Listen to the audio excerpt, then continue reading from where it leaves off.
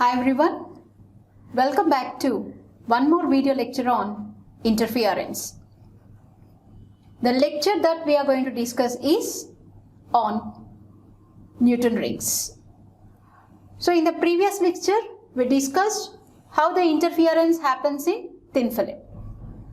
Basing on it, we have derived the conditions for the constructive and destructive interference.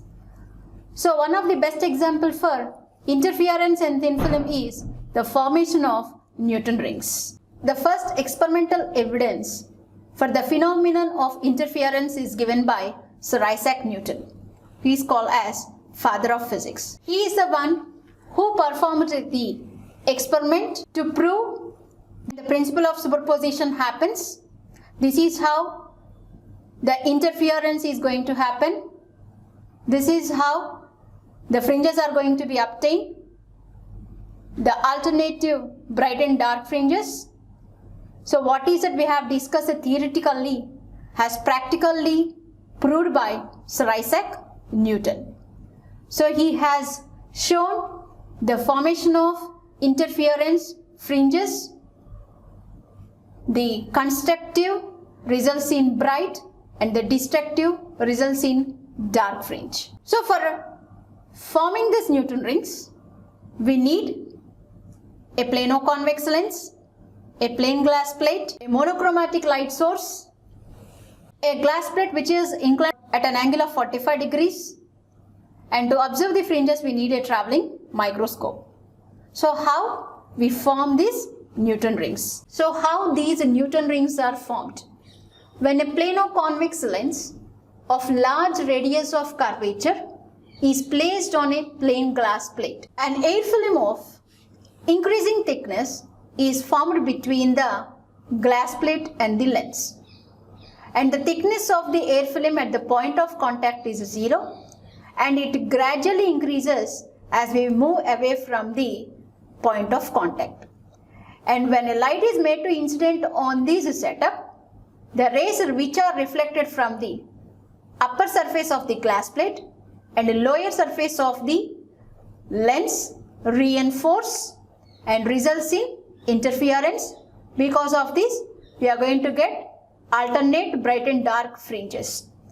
As the fringes are circular in shape and experimentally proved by Newton, so these interference pattern is called as Newton rings. The apparatus that we need are, I need a source. So this is a monochromatic light source. Generally we make use of sodium vapor lamp to perform the experiment in the labs. And this is a slit. So slit is nothing but which is used to make only a fraction of light to pass through the slit. And this is a converging lens. So converging lens is used to make the incident beam parallel, and more intensified beam is going to reach the target. So I have placed an glass plate inclined at an angle of 45 degrees. So if we observe, the rays coming from the source are going to incident on the glass plate which is inclined at an angle of 45 degrees. The rays coming from the source are now going to be incident on the glass plate, and this glass plate is going to reflect a part of the light onto the plano-convex lens and plain glass plate setup. This reflected ray falls on the plano-convex lens and plain glass plate setup. If we observe, the rays are incidenting normally. So the incidence is normal incidence method.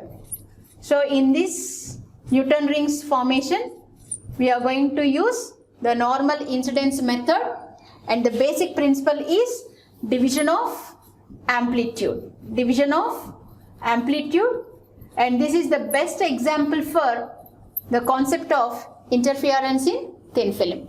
Now the rays which are incident on the film, again they reflect back, and the reflected rays are going to be superimposed. Here these are incident rays, again the back reflected rays, both are going to be superimposed, and this superimposition results in interference pattern is going to be observed through the travelling microscope.